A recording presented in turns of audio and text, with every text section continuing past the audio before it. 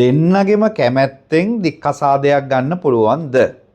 මේක ගොඩක් අය අහන ප්‍රශ්නයක්. අපි දන්නවා අපේ රටේ වෛවාහක වරදක් ඔප්පු කරන්න ඕනේ දික්කසාදයක් ගන්න. හැබැයි දික්කසාද වෙන්න දෙන්නම කැමති නම් මේ එක පාර්ශවයකට පුළුවන් අර වෛවාහක වරදක්. ගොඩාක් වෙලාවට මේකට දාන්නේ දේශසහගත අතහැර යෑමේ වරද. එක පාර්ශවයක් කියනවා අනිත් පාර්ශවය මාව දේශසහගතව අතහැර ගියා. අනිත් පාර්ශවය කියනවා ඔව් එහෙම තමයි මම එහෙම කරා කියලා. එතකොට එන්නේ ඒ ආකාරයට අධිකරණයට කරුණු වාර්තා කරලා දෙපාර්ශවයම කැමති නම් දික්කසාදයක් ගන්න පුළුවන්. නීතියෙන් ප්‍රතිපාදනයක් දීලා නැහැ දෙන්නම කැමති නිසා දික්කසාද වෙනවා කියලා.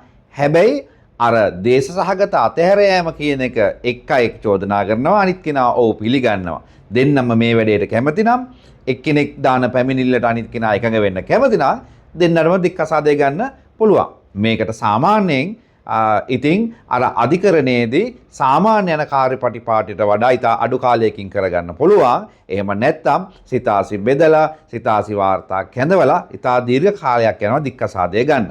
ගොඩක් අය අහලා තිබ්බ ප්‍රශ්නයක් තමයි දෙන්නම කැමති නම් දික්කසාදය ගන්න පුළුවන්ද කියන එක. එහෙම නෛතික ප්‍රතිපාදනයක් නැහැ. අර තියෙන වෛවාහක වරද්දක් මත දෙපාර්ශ්වයම කැමති නම් දික්කසාදය ගැනීමේ හැකියාවක් තියෙනවා.